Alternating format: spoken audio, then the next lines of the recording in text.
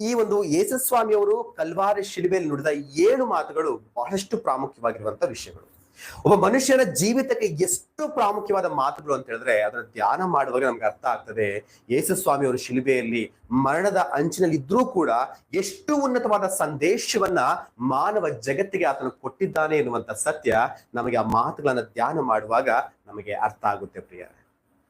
Hallelujah, ದೇವರ ನಾಮಕ್ಕೆ ಸ್ತೋತ್ರವಾಗಲಿ. ಅಂತಹ ಯೇಸುಸ್ವಾಮಿಯವರು 7 ಮಾತುಗಳನ್ನ ಕಲ್ವಾರಿ ಶಿಲುಬೆಯಲ್ಲಿ ನುಡಿತಾರೆ. ಆ 7 ಮಾತುಗಳಲ್ಲಿ 3ನೇ ಮಾತಿನ ಕುರಿತಾಗಿ ನಾವು ಈ ದಿನ ಧ್ಯಾನ ಮಾಡುವಂತ ಪ್ರಯತ್ನವನ್ನು ಮಾಡೋಣ. ಯೇಸುಸ್ವಾಮಿಯವರು ಕಲ್ವಾರಿ ಶಿಲುಬೆಯಲ್ಲಿ ನುಡಿದ 3ನೇ ಮಾತು ಏನು ಗೊತ್ತಾ ಯಾರಿಗಾದ್ರು? ಯಾವ ಮಾತನ್ನ ನುಡಿತಾರೆ ಯೇಸುಸ್ವಾಮಿಯವರು? ಯಾವ ಮಾತನ್ನ ನುಡಿತಾರೆ?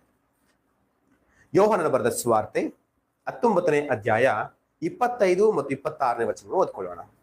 ಯೋಹಾನನ ಬರೆದ ಸುವಾರ್ತೆ 19ನೇ ಅಧ್ಯಾಯ 25 ಮತ್ತು 26. ಯೇಸುವಿನ ಶಿಲುಬೆಯ ಬಳಿಯಲ್ಲಿ ಆತನ ತಾಯಿಯು ಆತನ ತಾಯಿಯ ತಂಗಿಯು ಕ್ಲೋಪನ ಹೆಂಡತಿಯಾದ ಮರಿಯಳು ಮಗ್ದಲದ ಮರಿಯಳು ನಿಂತಿದ್ದರು. ಯೇಸು ತನ್ನ ತಾಯಿಯನ್ನು ಹತ್ತರದಲ್ಲಿ ನಿಂತಿದ್ದ ತನ್ನ ಪ್ರೀತಿಯ ಶಿಷ್ಯನನ್ನು ನೋಡಿ ತಾಯಿಗೆ, ಅಮ್ಮ, ಇಗೋ ನಿನ್ನ ಮಗನು ಎಂದು ಹೇಳಿದನು. ತರುವಾಯ ಆ ಶಿಷ್ಯನಿಗೆ, ಇಗೋ ನಿನ್ನ ತಾಯಿ ಎಂದು ಹೇಳಿದನು. ಆ ಹೊತ್ತಿನಿಂದ ಶಿಷ್ಯನು ಆಕೆಯನ್ನು ತನ್ನ ಮನೆಯಲ್ಲೇ ಇರಿಸಿಕೊಂಡನು. ದೇವರ ನಾಮಕ್ಕೆ ಸ್ತೋತ್ರವಾಗಲಿ. 3ನೇ ಮಾತು ಏನಪ್ಪಾ ಅಂತ ಹೇಳಿದ್ರೆ, ಯೇಸುಸ್ವಾಮಿ ಅವರು ಶಿಲುಬೆಯಲ್ಲಿ ನೇತಾಡ್ತಿದ್ದಾರೆ. ಯೇಸು ಶಿಲುಬೆಯಲ್ಲಿ ಇರುವಾಗ ಆತನು ಮರಣದ ಅಂಚಿನಲ್ಲಿದ್ದಾರೆ. ಆತನು ಸಕಲ ಮನುಷ್ಯರ ಪಾಪಗಳ ಪರಿಹಾರವನ್ನು ಹೊತ್ತುಕೊಂಡು ನಮ್ಮ ಶಿಕ್ಷೆಯನ್ನು ಆತನ ಶಿಲುಬೆಯಲ್ಲಿ ಅನುಭವಿಸ್ತಾ ಇದ್ದಾರೆ. ಆ ಸಮಯದಲ್ಲಿ ಆ ಶಿಲುಬೆಯ ಮುಂದೆ ಅನೇಕರು ಕೂಡಿ ಬಂದಿದ್ದಾರೆ. ಆತನನ್ನ ಹೇಗೆ ಸಾಯಿಸ್ತಾರ ನೋಡ್ಲಿಕ್ಕೂ ಕೆಲವರು ಬಂದ್ರೆ, ಯೇಸುಸ್ವಾಮಿ ಹಿಂಬಾಲಿಸುವಂತವರು ಕೂಡ ದುಃಖದಲ್ಲಿ ವೇದನೆಯಲ್ಲಿ ಯೇಸುಸ್ವಾಮಿಯವರ ಬಳಿಗೆ ಆ ಶಿಲುಬೆಯ ಬಳಿಗೆ ಬಂದಿದ್ದಾರೆ ಪ್ರಿಯರೇ. ಅದರಲ್ಲಿ ಯಾರ್ಯಾರು ಇದ್ದಾರೆ ಅಂತ ಹೇಳಿದ್ರೆ ಒಂದ್ಸಾರಿ ಮೇಲ್ವಚನ ಓದೋಣ. 24ನೇ ವಚನವನ್ನು ಓದೋಣ ಒಂದ್ಸಾರಿ. ಯಾರ್ಯಾರು ಇದ್ದಾರೆ ಅಂತ ನೋಡ್ಲಿಕ್ಕೆ. ನಾವು ಇದನ್ನು ಅರಿಯಬಾರದು, ಚೀಟು ಹಾಕಿ ಇದು ಯಾರಿಗೆ ಬರುವುದೋ ನೋಡೋಣ ಎಂದು ಕೊಂಡರು. ಇದರಿಂದ ನನ್ನ ಬಟ್ಟೆಗಳನ್ನು ತಮ್ಮಲ್ಲಿ ಪಾಲು ಮಾಡಿಕೊಂಡರು, ನನ್ನ ಅಂಗಿಗೋಸ್ಕರ ಚೀಟು ಹಾಕಿದರು ಎಂಬ ಶಾಸ್ತ್ರದ ಮಾತು ನೆರವೇರಿತು. ಸಿಪಾಯಿಗಳು ಇದನ್ನೆಲ್ಲ ಮಾಡಿದರು. 25 ಯೇಸುವಿನ ಶಿಲುಬೆಯ ಬಳಿಯಲ್ಲಿ ಆತನ ತಾಯಿಯು ಆತನ ತಾಯಿಯ ತಂಗಿಯು ಕ್ಲೋಪನ ಹೆಂಡತಿಯಾದ ಮರಿಯಳು ಮಗ್ದಲದ ಮರಿಯಳು ನಿಂತಿದ್ದರು. ಯೇಸು ತನ್ನ ತಾಯಿ ಯಾರಿದ್ದಾರೆ ಅಲ್ಲಿ? ರೋಮ ಸೈನಿಕರಿದ್ದಾರೆ, ಹಾಗೆ ಅನೇಕ ಯಹೂದ್ಯರಿದ್ದಾರೆ, ಶಾಸ್ತ್ರಿಗಳಿದ್ದಾರೆ, ಪರಿಸಾಯರಿದ್ದಾರೆ, ಅಧಿಕಾರಿಗಳಿದ್ದಾರೆ. ಹಾಗೆ ಯೇಸುಸ್ವಾಮಿಯನ್ನು ಹಿಂಬಾಲಿಸುವಂತವರು ಕೂಡ ಏನಾಗಿದ್ದಾರೆ? ಶಿಲುಬೆಯ ಬಳಿಯಲ್ಲಿ ಕಾಣಿಸಿಕೊಳ್ತಾ ಇದ್ದಾರೆ. ಅದರಲ್ಲಿ ಯಾರಿದ್ದಾರೆ? ಯೇಸುಸ್ವಾಮಿಯ ತಾಯಿಯವರು ಅಲ್ಲಿದ್ದಾರೆ. ಯಾರು? ಮರಿಯಮ್ಮನವರು ಇದ್ದಾರೆ. ಯೇಸುಸ್ವಾಮಿಯ ತಾಯಿ ತಂಗಿ ಅಂದ್ರೆ ಮರಿಯಮ್ಮನವರ ತಂಗಿ ಆಗಿರುವಂತಹ ಮರಿಯ, ಆಕೆ ಹೆಸರು ಮರಿಯ ಅಂತಾನೆ. ಓಕೆನಾ? ಇನ್ನೊಬ್ರು ಯಾರು? ಮಗ್ದಲದ ಮರಿಯಳು. ಇನ್ನು ಅನೇಕ ಸ್ತ್ರೀಯರು ಯೇಸುಸ್ವಾಮಿ ಅವರ ಆ ಶಿಲುಬೆಯ ಬಳಿಯಲ್ಲಿ ನಿಂತ್ಕೊಂಡು ವೇದನೆಯನ್ನ ಪಡ್ತಿದ್ದಾರೆ. ಅವರು ಕಣ್ಣೀರನ್ನ ಹಾಕುವಂತ ಸ್ಥಿತಿಯನ್ನು ನೋಡ್ಬೋದು ಅಲ್ವಾ? ಇಲ್ಲಿ ಮರಿಯಮ್ಮನವರು ಕಾಣಿಸ್ಕೊಳ್ತಾರೆ, ಮರಿಯಮ್ಮನ ತಂಗಿ ಕೂಡ ಕಾಣಿಸ್ಕೊಳ್ತಾರೆ ಎಂಬುದಾಗಿ ನೋಡ್ತಾ ಇದ್ದೇವೆ. ಅಂದ್ರೆ ಆ ತನ್ನ ಬಳಿಗೆ ಬಂದಂತಹ ತಾಯಿಯನ್ನ ನೋಡಿ ಯೇಸುಸ್ವಾಮಿ ಅವರು ಹೇಳ್ತಾ ಇದ್ದಾರೆ, ಅಮ್ಮ, ಈಗೋ ತನ್ನ ಶಿಷ್ಯನಾಗಿರೋ ಯೋಹನ ತೋರಿಸಿ ಮರಿಯಮ್ಮನವ್ರಿಗೆ ಹೇಳ್ತಿದ್ದಾರೆ, ಅಮ್ಮ, ಈಗೋ ನಿನ್ನ ಮಗನು ಅಂತ. ಹಾಗೆ ತನ್ನ ಶಿಷ್ಯನಾದ ಯೋಹನನಿಗೆ ತೋರಿಸಿ ಹೇಳ್ತಿದ್ದಾರೆ, ಈಗೋ ನಿನ್ನ ತಾಯಿ ಎಂಬುದಾಗಿ. ಏನಿ ಮಾತನಾಡ ಇದು ಯೇಸುಸ್ವಾಮಿ ಅವರು ಶಿಲುಬೆಯಲ್ಲಿ ನುಡಿದ 3ನೇ ಮಾತಾಗಿ ನಮಗೆ ಕಾಣಿಸಿಕೊಳ್ಳುತ್ತೆ ಪ್ರಿಯ. 3ನೇ ಮಾತಾಗಿ ನಮಗೆ ಕಾಣಿಸಿಕೊಳ್ಳುತ್ತೆ. ಏನಿದ್ರ ಅರ್ಥ ಅಂತ ಹೇಳಿದ್ರೆ, ಮರಿಯಮ್ಮನವರು ಶಿಲುಬೆಯ ಬಳಿ ಬಂದು ನಿಂತಿದ್ದಾರೆ. ಯೇಸುಸ್ವಾಮಿ ಅವರು ತನ್ನ ತಾಯಿಗೆ ಒಂದು ಆಶ್ರಯವನ್ನ ಒದಗಿಸಿಕೊಡುವಂತ ಪ್ರಯತ್ನವನ್ನು ಮಾಡ್ತಿದ್ದಾರೆ. ಹೌದಲ್ವಾ? ಯಾಕಂದ್ರೆ ನನ್ನ ತಾಯಿನ ಬಿಟ್ಟು ನಾನು ಹೊರಟು ಹೋಗ್ತಾ ಇದ್ದೇನೆ, ಇನ್ನು ನನ್ನ ತಾಯಿ ಆಶ್ರಯ ಏನಿದೆ, ಆಶ್ರಯ ಇಲ್ಲ ಎಂಬುದಾಗಿ ಆಲೋಚನೆ ಮಾಡಿದ ಯೇಸುಸ್ವಾಮಿ ಅವರು ತನ್ನ ತಾಯಿಗೆ ಪೋಷಣೆ ಮಾಡ್ಲಿಕ್ಕೆ ಒಂದು ಆಧಾರ ಬೇಕು, ಆತನಿಗೆ ಒಂದು ಆಶ್ರಯ ಬೇಕು ಎನ್ನುವಂತ ಆಲೋಚನೆಯಲ್ಲಿ ಯೇಸುಸ್ವಾಮಿ ಅವರು ತನ್ನ ತಾಯಿಯ ಜವಾಬ್ದಾರಿಯನ್ನ ತನ್ನ ಪ್ರೀತಿಯ ಶಿಷ್ಯನಿಗೆ ಒಪ್ಪಿಸಿಕೊಡುವಂತ ಪ್ರಯತ್ನವನ್ನ ಮಾಡ್ತಿದ್ದಾರೆ. ಅದಕ್ಕೆ ಯೇಸುಸ್ವಾಮಿ ಹೇಳ್ತಿದ್ದಾರೆ, ಅಮ್ಮ, ಇಗೋ ನಿನ್ನ ಮಗನು, ಇನ್ನು ಮುಂದೆ ಇವನೇ ನಿನ್ನ ಮಗನು, ನಿನ್ನನ್ನು ಪೋಷಿಸುವ, ನಿನಗೆ ಆಧಾರವಾಗಿ, ನಿನಗೆ ಆಶ್ರಯವಾಗಿ ನಿಂತು ನಿನ್ನನ್ನ ಕಾಪಾಡಿ ಪೋಷಿಸಿ ನಡೆಸುವಂತಹ ನಿನ್ನ ಮಗನು ಇವನೇ ತಾಯಿ ಎಂಬುದಾಗಿ ಅಮ್ಮನಿಗೆ ಹೇಳಿದ್ರೆ, ನನ್ನ ಶಿಷ್ಯನಿಗೆ ಹೇಳ್ತಾರೆ, ಯೋಹಾನ, ನಿನಗೆ ಇನ್ನು ಮುಂದೆ ಈಕೆ ತಾಯಿ, ಈಕೆ ಜವಾಬ್ದಾರಿ ನಿನ್ನದೇ, ಈಕೆ ಜವಾಬ್ದಾರಿಯನ್ನ ನೀನು ಹೊತ್ಕೊಳ್ಬೇಕು, ಆಕೆ ಬದುಕಿರುವವರೆಗೂ ಕೂಡ ಆಕೆಯನ್ನು ಪೋಷಿಸುವ ಜವಾಬ್ದಾರಿ ನಿನ್ನದೇ ಎಂಬುವಂತ ಮಾತನ್ನ ತನ್ನ ಪ್ರಿಯ ಶಿಷ್ಯನಾಗಿರುವ ಯೋಹಾನನಿಗೂ ಕೂಡ ಯೇಸುಸ್ವಾಮಿ ಅವರು ಹೇಳ್ತಾ ಇದ್ದಾರೆ ಪ್ರಿಯ. ಇಲ್ಲಿ ಒಂದು ವಿಷಯವನ್ನ ನಾವು ಆಲೋಚನೆ ಮಾಡ್ಬೇಕು. ಏನಪ್ಪಾ ಅಂತ ಹೇಳಿದ್ರೆ ಯೇಸು ಸ್ವಾಮಿ ಅವರಿಗೆ ತಮ್ಮಂದ್ರು ಕೂಡ ಇದ್ರು, ತಂಗಿಯರು ಕೂಡ ಇದ್ರು. ಯೇಸು ಸ್ವಾಮಿ ಅವರು ಪರಿಶುದ್ಧಾತ್ಮ ದೇವರ ಶಕ್ತಿಯಿಂದ ಮರಿಯಮ್ಮನವರಲ್ಲಿ ಗರ್ಭ ಧರಿಸಿ ದೇವರಾತ್ಮನ ಬಲದಿಂದ ಯೇಸು ಸ್ವಾಮಿ ಹುಟ್ಟಿ ಬಂದ್ರು ಅಲ್ವಾ. ಅನಂತರ ಮರಿಯಮ್ಮನವರು ಮತ್ತು ಯಾಕೋಬ ಅವರ ದಾಂಪತ್ಯ ಜೀವನದಲ್ಲೂ ಕೂಡ ಅನೇಕ ಮಕ್ಕಳನ್ನ ನಾವು ನೋಡ್ತೇವೆ. ಗಂಡ್ಮಕ್ಳು ಇದ್ದಾರೆ, ಹಾಗೆ ತಂಗಿಯರು ಕೂಡ ಇದ್ದಾರೆ. ನಾವು ವಾಕ್ಯವನ್ನು ಓದೋಣ. ಮತ್ತಾಯ ಬರೆದ ಸುವಾರ್ತೆ 13ನೇ ಅಧ್ಯಾಯ 55ನೇ ವಚನವನ್ನು ಓದೋಣ.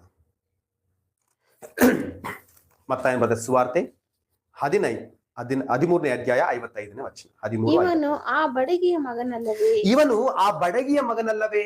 ಇವನ ತಾಯಿ ಮರಿಯಳೆಂಬವಳಲ್ಲವೇ? ಇವನ ತಾಯಿ ಮರಿಯಳೆಂಬುವಳಲ್ಲವೇ? ಯಾಕೋಬ, ಯೋಸೇಪ, ಸೀಮೋನ, ಯೂದ ಇವರು ಇವನ ತಮ್ಮಂದಿರಲ್ಲವೇ? ತಂಗಿಯರು ಕೂಡ ಇವನ ತಂಗಿಯರೆಲ್ಲರೂ ನಮ್ಮಲ್ಲಿದ್ದಾರಲ್ಲವೇ? ಅಂದ್ರೆ ಯೇಸು ಸ್ವಾಮಿ ಅವರು ಅವರ ಊರಿಗೆ ಹೋಗಿ ಕೆಲವೊಂದು ಕಾರ್ಯಗಳನ್ನ ಮಾಡುವಾಗ ಆತನ ಅದ್ಭುತವಾಗಿ ಮಾತನಾಡುವುದನ್ನು ನೋಡಿ ಅವ್ರು ಏನ್ ಮಾಡ್ತಿದ್ದಾರೆ ಅಂದ್ರೆ ಈ ರೀತಿ ಮಾತಾಡ್ಕೊಳ್ತಿದ್ದಾರೆ. ಅಲ್ಲಿ ಹೇಳ್ತಾರೆ, ಈತನು ಆ ಬಡಗಿ ಆಗಿರುವ ಯೋಸೇಪನ ಮಗನಲ್ವಾ, ಈತನಿಗೆ ತಮ್ಮಂದ್ರು ತಂಗಿಯರು ಕೂಡ ಇದಾರಲ್ವಾ ಎಂಬುದಾಗಿ ಮಾತಾಡ್ಕೊಳ್ತಿದ್ದಾರೆ. ಅಂದ್ರೆ ಏನ್ ನಮ್ಗೆ ಅರ್ಥ ಆಗುತ್ತಂದ್ರೆ ಮರಿಯಮ್ಮನವರಿಗೆ ಯೇಸು ಸ್ವಾಮಿಯವನ್ನ ಬಿಟ್ಟು ಬೇರೆ ಗಂಡ್ಮಕ್ಳು ಕೂಡ ಇದ್ರು. ಯಾಕೋಬ, ಸೀಮೋನ, ಯೂದ, ಯೋಸೇಪ ಎಂಬುವಂತ ಮಕ್ಕಳು ಇದ್ರು, ಹೆಣ್ಮಕ್ಳು ಕೂಡ ಇದ್ರು. ಇಲ್ಲಿ ಒಂದು ವಿಷಯ ಆಲೋಚನೆ ಮಾಡೋಣ. ಆಲ್ರೆಡಿ ಮರಿಯಮ್ಮನವರಿಗೆ ಮಕ್ಕಳಿದ್ದಾರೆ ಅಲ್ವಾ, ಹೌದಲ್ವಾ? ಗಂಡ್ಮಕ್ಳಿದ್ದಾರೆ. ಹೆಣ್ಮಕ್ಳಾಗಿದ್ರೆ ಮದುವೆ ಗಂಡ್ಮನೆಗೆ ಹೋಗಿರ್ತಾರೆ ಅಂತ ಅಂದ್ಕೊಳ್ಬಹುದು. ಗಂಡ್ಮಕ್ಳಿರುವಾಗ ಯೇಸು ಸ್ವಾಮಿಗೆ ಯಾಕೆ ಮರಿಯಮ್ಮನವ್ರಿಗೆ ಯಾವುದೇ ಆಶೆ ಇಲ್ಲ ಅಂತ ಅಂದ್ಕೊಂಡು, ಆಕೆಗೆ ಆಧಾರ ಏನು ಇಲ್ಲ ಅಂದ್ಕೊಂಡು ಯಾಕೆ ತನ್ನ ಶಿಷ್ಯನಿಗೆ ಒಪ್ಪಿಸುವಂತ ಪ್ರಯತ್ನವನ್ನು ಮಾಡ್ತಿದ್ದಾರೆ? ಹೌದಾ ಇಲ್ವಾ? ನಮಗೆ ಪ್ರಶ್ನೆ ಬರ್ಬೇಕಿಲ್ಲಿ. ಯಾಕೆ ತಮ್ಮಂದ್ರಿಗೆ ಯಾಕೆ ತಾಯಿಯ ಜವಾಬ್ದಾರಿ ಕೊಡದೆ ಯಾಕೆ ಯೇಸು ಸ್ವಾಮಿ ಅವರು ತನ್ನ ತಾಯಿಯ ಜವಾಬ್ದಾರಿ ಬೇರೆಯವರು ಕೊಡುವಂತ ಪ್ರಯತ್ನ ಮಾಡ್ತಿದ್ದಾರೆ ಅನ್ನೋದನ್ನ ನಾವಿಲ್ಲಿ ಆಲೋಚನೆ ಮಾಡುವಂತ ಪ್ರಯತ್ನವನ್ನ ಮಾಡ್ಬೇಕು. ಬೇರೆ ಯೇಸು ಸ್ವಾಮಿ ಅವರು ಈ ಭೂಮಿಗೆ ಮನುಷ್ಯನಾಗಿ ಬಂದಾಗ ಆತನು ಸಂಪೂರ್ಣ ದೇವರಾಗಿ ಕಾಣಿಸ್ಕೊಳ್ತಾರೆ, ಹಾಗೆ ಸಂಪೂರ್ಣ ಮಾನವನಾಗಿ ಕೂಡ ಅವರು ಕಾಣಿಸ್ಕೊಳ್ತಾರೆ. ಏನು? ಯೇಸು ಸ್ವಾಮಿ ಅವರು ಸಂಪೂರ್ಣ ದೇವರು ಹೌದು, ಯೇಸು ಸ್ವಾಮಿ ಅವರು ಸಂಪೂರ್ಣ ಮಾನವನು ಕೂಡ ಹೌದು. ಹಾಗಾಗಿ ಮರಿಯಮ್ಮನವರ ಮನಸ್ಸಿನಲ್ಲಿ ಏನಾಗ್ತಿದೆ ಅನ್ನೋದನ್ನ ಯೇಸು ಸ್ವಾಮಿ ಅವರು ತಿಳ್ಕೊಳ್ಳುವಂತ ಪ್ರಯತ್ನವನ್ನು ಮಾಡಿದ್ರು. ಒಂದು ವಾಕ್ಯ ಓದೋಣ. ಯೋಹನ ಬರೆದ ಸುವಾರ್ತೆ 2ನೇ ಅಧ್ಯಾಯ 25ನೇ ವಚನ ಓದೋಣ. ಯೋಹನ ಬರೆದ ಸುವಾರ್ತೆ 2:25. ಆತನು ಪ್ರತಿ ಮನುಷ್ಯನ ಆಂತರ್ಯವನ್ನು ತಿಳಿದವನಾದ ಕಾರಣ ಯಾವನು ಯಾವ ಮನುಷ್ಯನ ವಿಷಯದಲ್ಲಿಯೂ ಆತನಿಗೆ ಸಾಕ್ಷಿ ಕೊಡಬೇಕಾದ ಅವಶ್ಯವಿರಲಿಲ್ಲ. ನೋಡ್ರಿ, ಯೇಸು ಸ್ವಾಮಿಯವರು ಪ್ರತಿ ಮನುಷ್ಯನ ಆಂತರ್ಯವನ್ನ ತಿಳಿದವರಾಗಿದ್ದಾರಂತೆ. ಅಂದ್ರೆ ಈ ಭೂಮಿಯಲ್ಲಿರೋ ಪ್ರತಿ ಮನುಷ್ಯನ ಆಂತರ್ಯವು ಕೂಡ ನನ್ನ ಮನಸ್ಸಲ್ಲಿ ಏನ್ ನಡೀತಾ ಇದೆ, ಆತನ ಜೀವನದಲ್ಲಿ ಆತನ ಏನ್ ನೋವನ್ನು ಅನುಭವಿಸ್ತಿದ್ದಾನೆ, ಆತನ ಸ್ಥಿತಿ ಏನಾಗಿದೆ ಎನ್ನುವಂತ ವಿಷಯ ಯೇಸು ಸ್ವಾಮಿಯವರಿಗೆ ಗೊತ್ತಾಗುತ್ತೆ. ಹಲ್ಲೆಲೂಯಾ, ದೇವ್ರ ನಾಮಕ್ಕೆ ಸ್ತೋತ್ರ. ಅದಕ್ಕೆ ಇದು ದೈವ ಲಕ್ಷಣ. ಇದು ಯಾವ ಮನುಷ್ಯನಿಗೂ ಕೂಡ ಇನ್ನೊಬ್ಬ ಮನುಷ್ಯನ ಮನಸ್ಸಲ್ಲಿ ಏನಿದೆ ಎಂಬುದಾಗಿ ಹೇಳಿಕ್ಕೆ ಸಾಧ್ಯ ಆಗೋದಿಲ್ಲ. ಯಾಕಂದ್ರೆ ಮನುಷ್ಯನ ಮನಸ್ಸಿನಲ್ಲಿ ಓಡೋದೇ ಬೇರೆ, ಅವನ ಮುಖದಲ್ಲಿ ನಮಗೆ ಕಾಣೋದೇ ಬೇರೆ. ಹೌದಾ? ಕೆಲವನ್ನ ನಾವು ಗೊತ್ತಿರ್ಬೋದು, ಯಾಕಂದ್ರೆ ಅವ್ರು ದುಃಖದಲ್ಲಿರುವಾಗ ಏನೋ ಸಮಸ್ಯೆ ಆಗಿದೆ, ದುಃಖದಲ್ಲಿದ್ದಾರೆ ಎಂಬುದಾಗಿ ತಿಳ್ಕೊಳ್ಬಹುದು. ಅವರು ನಗುತ್ತಿರುವಾಗ ನಾವು ಅಂದ್ಕೊಳ್ಬಹುದು ಇವ್ರು ಸಂತೋಷವಾಗಿದ್ದಾರೆ. ಅಷ್ಟು ಬಿಟ್ರೆ ಮನಸ್ಸಲ್ಲಿ ಏನಿದೆ ಎಂಬುದಾಗಿ ನಾವು ತಿಳ್ಕೊಳ್ಳಿಕ್ ಸಾಧ್ಯವಾಗೋದಿಲ್ಲ ಪ್ರಿಯರೇ. ಆದ್ರೆ ಯೇಸು ಸ್ವಾಮಿ ಅವರು ಒಬ್ಬ ವ್ಯಕ್ತಿಯ ಮನಸ್ಸಲ್ಲಿ ಏನಿದೆ ಅನ್ನೋದನ್ನು ಕೂಡ, ಆತನ ನಿಜ ಸ್ಥಿತಿ ಏನಾಗಿದೆ, ಆತನ ಯಾವ ವೇದನೆಯಲ್ಲಿ ಇದ್ದಾನೆ ಅನ್ನುವಂತ ವಿಷಯ ಕೂಡ ದೇವರಿಗೆ ಗೊತ್ತಾಗ್ತಿತ್ತು. ಅದಕ್ಕೆ ಆತನ ಸಂಪೂರ್ಣ ಮಾನವನೂ ಕೂಡ ಹೌದು, ಆತನ ಸಂಪೂರ್ಣ ದೇವರು ಕೂಡ ಹೌದು. ಇಲ್ಲಿ ಒಂದು ಪ್ರಶ್ನೆ ಬರ್ಬೋದು, ಅನೇಕ ಪ್ರಶ್ನೆ ಕೇಳ್ತಿದ್ದಾರೆ. ಅಲ್ಲ ಬ್ರದರ್, ನೀವು ಯೇಸುವೇ ದೇವ್ರು ಅಂತ ನೀವು ಹೇಳ್ತಿದ್ದೀರಲ್ವಾ, ಹಾಗಾದ್ರೆ ದೇವರಾಗಿದ್ರೆ ಆ ಶಿಲುಬೆಯಲ್ಲಿ 3 ಮೊಳೆಗಳಿಂದ ಹೊಡೆದಿದ್ದಾರೆ, ಆ 3 ಮೊಳೆಗಳನ್ನ ಕಿತ್ಕೊಂಡು ರಕ್ಷಣೆ ಮಾಡ್ಕೊಳಕ್ ಆಗೋದಿಲ್ವಾ? ಆ ಶಿಕ್ಷೆಯನ್ನು ತಪ್ಪಿಸ್ಕೊಳ್ಳಿಕ್ ಸಾಧ್ಯವಾಗೋದಿಲ್ವಾ? ದೇವರಾಗಿದ್ರೆ ಮಾಡ್ಬೇಕಾಗಿತ್ತಲ್ಲ, ಯಾಕೆ ಆತನ ಮಾಡ್ಲಿಲ್ಲ ಎಂಬುದಾಗಿ ಇವತ್ತು ಅನೇಕ ಅನ್ಯರು ಈ ಪ್ರಶ್ನೆನ ಕೇಳ್ತಾರೆ ಅಲ್ವಾ. 3 ಮೊಳೆಗಳನ್ನ ಕಿತ್ಕೊಳ್ಳಿಕ್ ಸಾಧ್ಯವಾಗದವನು ಹೇಗೆ ದೇವರಾಗ್ತಾನೆ, ತನ್ನಂತ ರಕ್ಷಿಸಿಕೊಳ್ಳಿಕ್ಕೆ ಸಾಧ್ಯವಾಗದವನು ಹೇಗೆ ರಕ್ಷಕನಾಗ್ತಾನೆ ಎಂಬುದಾಗಿ ವ್ಯಂಗ್ಯವಾಗಿ ಇವತ್ತು ಅನೇಕರು ಮಾತನಾಡುವಂತ ಪ್ರಯತ್ನ ಮಾಡ್ತಿದ್ದಾರೆ. ಆದ್ರೆ ಪ್ರೀತಿಯಿಂದ ಅವ್ರಿಗೆ ಉತ್ತರ ಕೊಡೋ ಪ್ರಯತ್ನ ಮಾಡೋಣ. ಪ್ರೀತಿಯಿಂದ ಅವರಿಗೆ ಉತ್ತರವನ್ನು ಕೊಡುವಂತ ಪ್ರಯತ್ನವನ್ನ ಮಾಡೋಣ. ಇಷ್ಟಕ್ಕೂ ಯೇಸು ಸ್ವಾಮಿ ಅವರು ಶಕ್ತಿ ಇಲ್ಲದೆ ಶಿಲುಬೆಯಲ್ಲಿದ್ದಾರ? ತಪ್ಪಿಸ್ಕೊಳ್ಳಿಕ್ಕೆ ಸಾಧ್ಯವಾಗದಾಗ ಶಿಲುಬೆಯಲ್ಲಿ ಅಲ್ಲಿ ನಿಂತ್ಕೊಂಡಿದ್ದಾರೆ ಅಂದ್ರೆ ಖಂಡಿತವಾಗ್ಲೂ ಇಲ್ಲ ಪ್ರಿಯ. ಯೇಸು ಸ್ವಾಮಿಯವರಿಗೆ ಆ ಶಿಲುಬೆ ಶಿಕ್ಷೆಯನ್ನು ತಪ್ಪಿಸ್ಕೊಳ್ಳಿಕ್ಕೂ ಸಾಧ್ಯ, ಆತನು ಅದರಿಂದ ಪಾರಾಗ್ಲಿಕ್ಕೂ ಸಾಧ್ಯ, ತನ್ನ ರಕ್ಷಣೆ ಮಾಡ್ಕೊಳ್ಳಿಕ್ಕೂ ಕೂಡ ಸಾಧ್ಯ ಆತನಿಗೆ. ಆದರೆ ಆತನ ಕೆಲಸವನ್ನು ಮಾಡ್ಲಿಲ್ಲ. ಯಾಕೆ ಗೊತ್ತಾ ಪ್ರಿಯರೇ? ಯೇಸು ಸ್ವಾಮಿ ಯಾಕೆ ಭೂಮಿಗೆ ಬಂದ್ರು ಗೊತ್ತಾ? ಆತನು ಭೂಮಿಗೆ ಬಂದಿದ್ದೇ ದೇವರ ಚಿತ್ತವನ್ನ ನೆರವೇರಿಸಲಿಕ್ಕಾಗಿ. ನೋಡೋಣ, ಇಬ್ರಿಯ ಪತ್ರಿಕೆ 10ನೇ ಅಧ್ಯಾಯ 5ರಿಂದ 7 ವಚನಗಳನ್ನ ಓದ್ಕೊಳ್ಳೋಣ. ಇಬ್ರಿಯ ಪತ್ರಿಕೆ 5 10ನೇ ಅಧ್ಯಾಯ 5ರಿಂದ 7 ವಚನ. ಆದ್ದರಿಂದ ಕ್ರಿಸ್ತನು ಭೂಲೋಕದೊಳಗೆ ಬರುವಾಗ ದೇವರೇ ಯಜ್ಞ ನೈವೇದ್ಯಗಳು ನಿನಗೆ ಇಷ್ಟವಾಗಿರಲಿಲ್ಲ, ನನಗೆ ದೇಹವನ್ನು ಸಿದ್ಧ ಮಾಡಿಕೊಟ್ಟಿ ಸರ್ವಾಂಗ ಹೋಮಗಳಲ್ಲಿಯೂ ದೋಷ ಪರಿಹಾರಕ ಯಜ್ಞಗಳಲ್ಲಿಯೂ ನೀನು ಸಂತೋಷ ಪಡಲಿಲ್ಲ ಸ್ವಾಮಿ. ಆಗ ನಾನು ಇಗೋ ದೇವರೇ ನಿನ್ನ ಚಿತ್ತವನ್ನು ನೆರವೇರಿಸುವುದಕ್ಕೆ ಬಂದಿದ್ದೇನೆ. ಸಾಕಮ್ಮ. ಇಲ್ಲಿ ಯೇಸು ಸ್ವಾಮಿಯವರು ಭೂಮಿಗೆ ಬರುವಾಗ ಹೇಳ್ತಿದ್ದಾರೆ, ದೇವರೇ ನಿನಗೆ ಯಜ್ಞ ನೈವೇದ್ಯಗಳು ಇಷ್ಟವಾಗಿರಲಿಲ್ಲ ಸ್ವಾಮಿ, ನಿನ್ನ ಚಿತ್ತವನ್ನು ನೆರವೇರಿಸಲಿಕ್ಕಾಗಿ ನಾನು ಭೂಮಿಗೆ ಬಂದಿದ್ದೇನೆ, ಅದಕ್ಕಾಗಿ ನನಗೆ ಏನ್ ಮಾಡಿದ್ಯಾ, ಒಂದು ಶರೀರವನ್ನ ಸಿದ್ಧ ಮಾಡಿ ಕೊಟ್ಟಿದೀಯಾ ಎಂಬುದಾಗಿ ಇಲ್ಲಿ ದೇವರು ಹೇಳ್ತಾ ಇದ್ದಾರೆ. ಅನೇಕರು ಯೇಸು ಸ್ವಾಮಿ ಹುಟ್ಟಿದವನು ಎಂಬುದಾಗಿ ಅಂದ್ಕೊಳ್ತಿದ್ದಾರೆ. ಅದೇ ಸ್ವಾಮಿ ಏನಾದರೂ ಹುಟ್ಟಿದವರಲ್ಲ, ಪ್ರವೇಶಿಸಿದವರು. ಅದ್ ನೋಡ್ರಿ, ಭೂಲೋಕದೊಳಗೆ ಪ್ರವೇಶಿಸುವಾಗ ಎಂಬುದಾಗಿದೆ. ಅಂದ್ರೆ ಅರ್ಥ ಏನು? ಬೇರೆ ಕಡೆಯಿಂದ ಆತ ಏನ್ ಮಾಡಿದ, ಭೂಮಿಗೆ ಪ್ರವೇಶ ಮಾಡಿದಾನ. ಆತ ಆಲ್ರೆಡಿ ಭೂಮಿಯಲ್ಲಿ ಹುಟ್ಟುವುದಕ್ಕಿಂತ ಮುಂಚಿತವಾಗಿ ಆತನ ಇದ್ದಾತನು ಏನಾಗಿದ್ದಾನೆ, ಬಂದಾತನಾಗಿ ಕಾಣಿಸ್ಕೊಳ್ತಾ ಇದ್ದಾರೆ. ಹಲ್ಲೆಲೂಯಾ, ದೇವ್ರ ನಾಮಕ್ಕೆ ಸ್ತೋತ್ರ. ಅಂದ್ರೆ ಯೇಸು ಸ್ವಾಮಿಯವರು ಭೂಮಿಗೆ ಬಂದಿದ್ದೇ ದೇವರ ಚಿತ್ತವನ್ನ ನೆರವೇರಿಸ್ಲಿಕ್ಕಾಗಿ. ಮಾನವರ ಜೀವಿತಗಳಲ್ಲಿ ದೇವರು ಯಾವ ಸಂಕಲ್ಪವನ್ನ ಇಟ್ಕೊಂಡಿದ್ದಾರೋ ಆ ಸಂಕಲ್ಪವನ್ನ ನೆರವೇರಿಸ್ಲಿಕ್ಕಾಗಿ ಯೇಸು ಸ್ವಾಮಿಯವರು ಈ ಭೂಮಿಗೆ ಬಂದ್ರು ಪ್ರಿಯರೇ. ಇಷ್ಟಕ್ಕೂ ದೇವರ ಸಂಕಲ್ಪ ಏನು, ಯಾವ ಚಿತ್ತವನ್ನ ದೇಶ ನೆರವೇರಿಸಲಿಕ್ಕೆ ಬಂದ್ರು, ಯಾವುದು ಆತನ ದೇವರ ಚಿತ್ತ ಅಂತ ಹೇಳಿದ್ರೆ ನಾವು ವಾಕ್ಯವನ್ನು ಓದಿಕೊಳ್ಳೋಣ. ಮತ್ತಾಯನ ಬರೆದ ಸುವಾರ್ತೆ 20ನೇ ಅಧ್ಯಾಯ 28ನೇ ವಚನವನ್ನು ಓದಿಕೊಳ್ಳೋಣ. ಮತ್ತಾಯ 20ನೇ ಅಧ್ಯಾಯ 28ನೇ ವಚನ. ಹಾಗೆಯೇ ಮನುಷ್ಯ ಕುಮಾರನು ಸೇವೆ ಮಾಡಿಸಿಕೊಳ್ಳುವುದಕ್ಕೆ ಬರಲಿಲ್ಲ, ಸೇವೆ ಮಾಡುವುದಕ್ಕೂ ಅನೇಕರನ್ನು ಬಿಡಿಸಿಕೊಳ್ಳುವುದಕ್ಕಾಗಿ ತನ್ನ ಪ್ರಾಣವನ್ನು ಈಡು ಕೊಡುವುದಕ್ಕೂ ಬಂದನು ಎಂದು ಹೇಳಿದರು. ನೋಡ್ರಿ, ಯೇಸು ಸ್ವಾಮಿ ಯಾಕೆ ಭೂಮಿಗೆ ಬಂದ್ರು ಅಂತ ಹೇಳಿದ್ರೆ, ಆತನ ಈ ಲೋಕದಲ್ಲಿ ಏನೋ ಐಷಾರಾಮಿ ಜೀವಿತ ಜೀವಿಸ್ಲಿಕ್ಕೆ ಬರ್ಲಿಲ್ಲ. ಬೇರೆಯವ್ರ ಕೈಯಲ್ಲಿ ಸೇವೆ ಮಾಡಿಸ್ಕೊಂಡು ಯಜಮಾನನಾಗಿ ಭೂಮಿಯಲ್ಲಿ ಇರ್ಲಿಕ್ಕೆ ಆತನು ಬರ್ಲಿಲ್ಲ. ಆತನು ಬಂದಿದ್ ಯಾಕೆ ಅಂದ್ರೆ, ದೇವರ ಮಕ್ಕಳಾಗಿರುವಂತಹ ನಾಶದ ಮಾರ್ಗದಲ್ಲಿ ಯಾರೆಲ್ಲ ಹೋಗ್ತಿದಾರೋ ಅವ್ರಿಗೆ ಸೇವೆ ಮಾಡ್ಲಿಕ್ಕೆ ಬಂದ್ರು.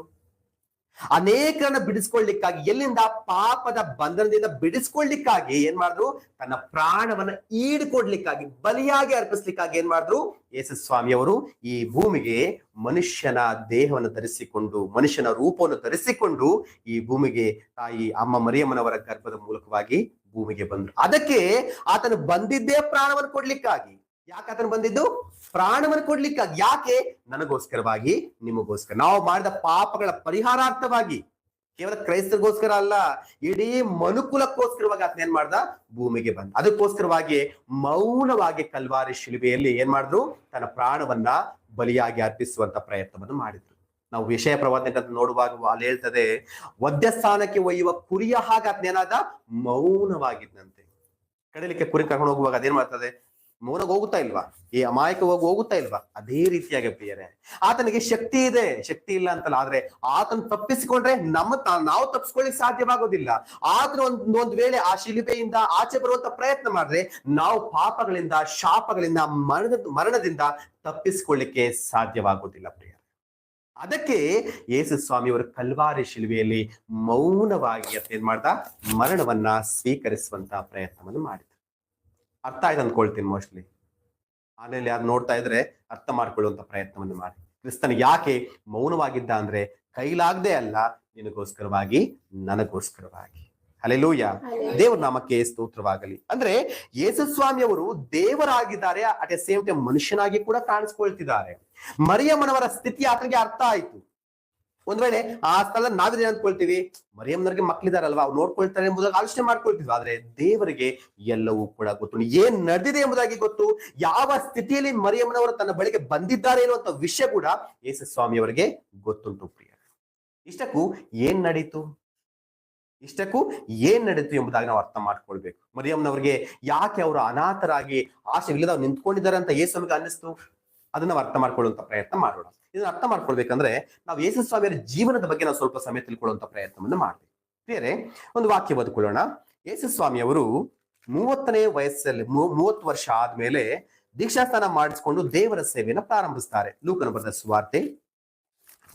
ಬರೆದ ಸುವಾರ್ತೆ 3ನೇ ಅಧ್ಯಾಯ 23ನೇ ವಚನವನ್ನು ಓದಿಕೊಳ್ಳೋಣ. 3:23. ಯೇಸು ಉಪದೇಶ ಮಾಡುವುದಕ್ಕೆ ಪ್ರಾರಂಭಿಸಿದಾಗ ಹೆಚ್ಚು ಕಡಿಮೆ 30 ವರ್ಷದವನಾಗಿದ್ದನು. ಸಾಕಮ್ಮ.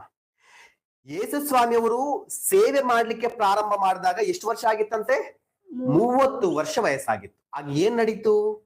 21, 22 ಮೇಲೆ 21. ಜನರೆಲ್ಲ ದೀಕ್ಷಾ ಸ್ನಾನ ಮಾಡಿಸಿಕೊಂಡಾಗ ಯೇಸು ಸಹ ಸ್ನಾನ ಮಾಡಿಸಿಕೊಂಡು ಪ್ರಾರ್ಥನೆ ಮಾಡುತ್ತಿರುವಲ್ಲಿ ಆಕಾಶವು ತೆರೆಯಿತು ಮತ್ತು ಪವಿತ್ರಾತ್ಮನು ದೇಹಕಾರವಾಗಿ ಪಾರಿವಾಳದ ಹಾಗೆ ಆತನ ಮೇಲೆ ಇಳಿದನು. ಆಗ ನೀನು ಪ್ರಿಯನಾಗಿರುವ ನನ್ನ ಮಗನು, ನಿನ್ನನ್ನು ನಾನು ಮೆಚ್ಚಿದ್ದೇನೆ ಎಂದು ಆಕಾಶವಾಣಿ ಆಯಿತು. ದೇವರ ನಾಮಕ್ಕೆ ಸ್ತೋತ್ರವಾಗಲಿ. ಇಲ್ಲಿ 30ನೇ ವರ್ಷದಲ್ಲಿ ಯೇಸು ಸ್ವಾಮಿಯವರು ದೀಕ್ಷಾಸ್ನಾನ ಮಾಡಿಸಿಕೊಂಡು ಸೇವೆಯನ್ನು ಪ್ರಾರಂಭಿಸಲಿಕ್ಕೆ ಬರ್ತಿದ್ದಾರೆ. ಓಕೆನಾ? ಏನ್ ನಡೀತಿದೆ? ಆ ಸಮಯಕ್ಕೆ ಸ್ನಾನಿಕನಾದ ಯೋಹಾನ್ ಅವರು ಏನ್ ಮಾಡ್ತಿದ್ದಾರೆ? ಅನೇಕರ ದೀಕ್ಷಾಸ್ನಾನವನ್ನ ಕೊಡ್ತಿದ್ದಾರೆ. ಆ ಸಮಯದಲ್ಲಿ ಯೇಸು ಸ್ವಾಮಿಯವರು ಕೂಡ ಬಂದು ದೀಕ್ಷಾಸ್ನಾನ ಮಾಡಿಸಿಕೊಂಡು ಮೇಲಕ್ಕೆ ಬರುವಾಗ ದೇವರಾತ್ಮ ಏನಾಗ್ತದೆ?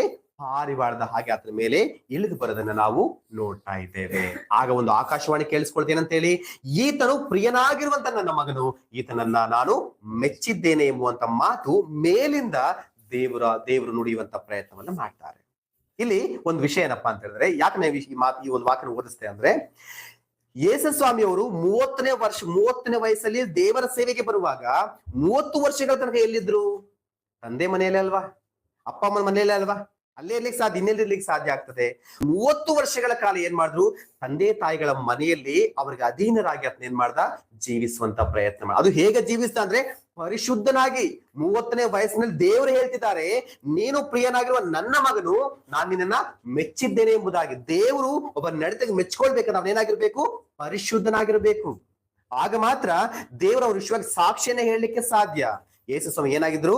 ಪರಿಶುದ್ಧರಾಗಿ ಜೀವಿಸಿದ್ರು. 30 ವರ್ಷಗಳ ಕಾಲ ಕೂಡ ಪರಿಶುದ್ಧರಾಗಿ ಆತನು ಜೀವಿಸುವಂತ ಪ್ರಯತ್ನವನ್ನು ಮಾಡಿದ್ರು.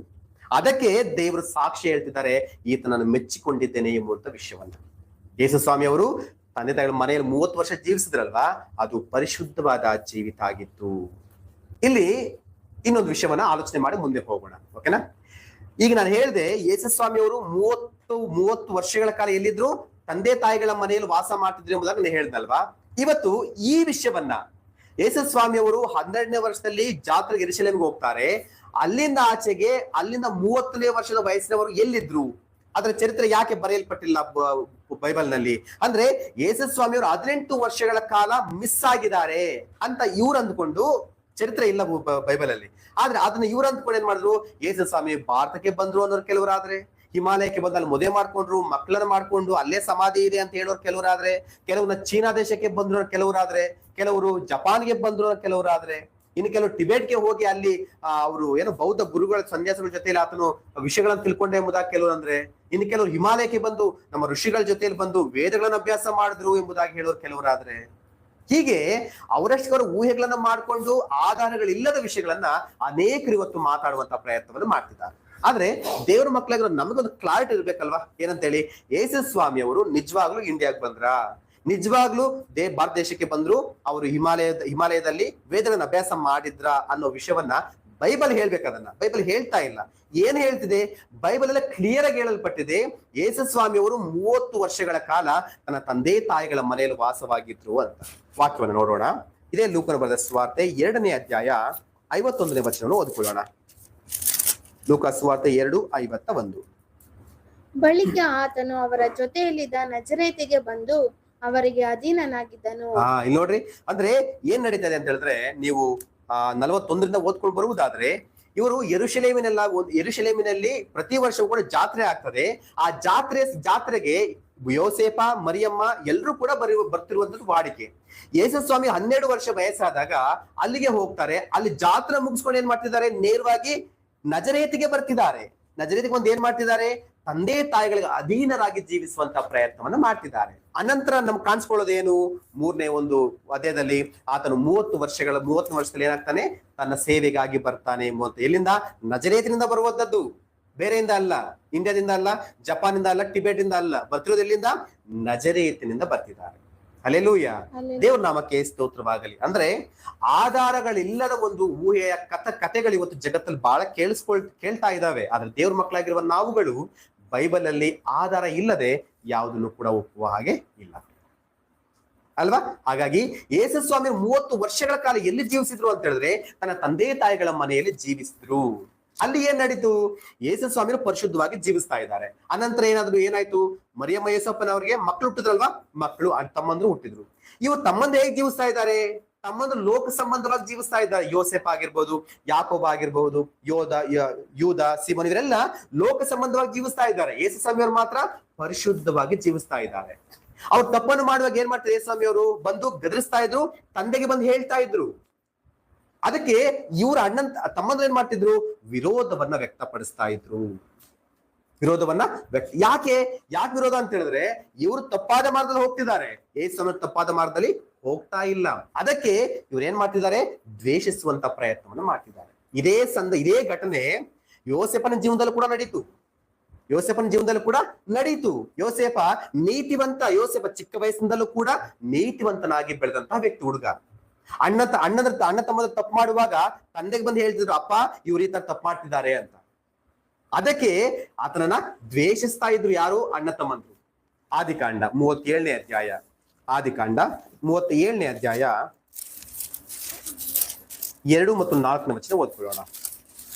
ಆದಿಕಾಂಡ 37 2 ಮತ್ತು 4ನೇ ವಚನ. ಯೋಸೇಫನು 17 ವರ್ಷದವನಾಗಿ ಇನ್ನು ಹುಡುಗನಾಗಿದ್ದು ತನ್ನ ಅಣ್ಣಂದಿರ ಜೊತೆಯಲ್ಲಿ ಅಂದರೆ ತನ್ನ ಮಲತಾಯಿಗಳಾದ ಬಿಲ್ಹ, ಚಿಲ್ಪ ಎಂಬವರ ಮಗಳ ಜೊತೆಯಲ್ಲಿ ಆಡು ಕುರಿಗಳನ್ನು ಮೇಯಿಸುತ್ತಿದ್ದನು. ಅವರು ಏನಾದರೂ ಕೆಟ್ಟ ಕೆಲಸ ಮಾಡುವಾಗ ಅವನು ತಂದೆಗೆ ತಿಳಿಸುತ್ತಿದ್ದನು. 4ನೇ ವಚನ.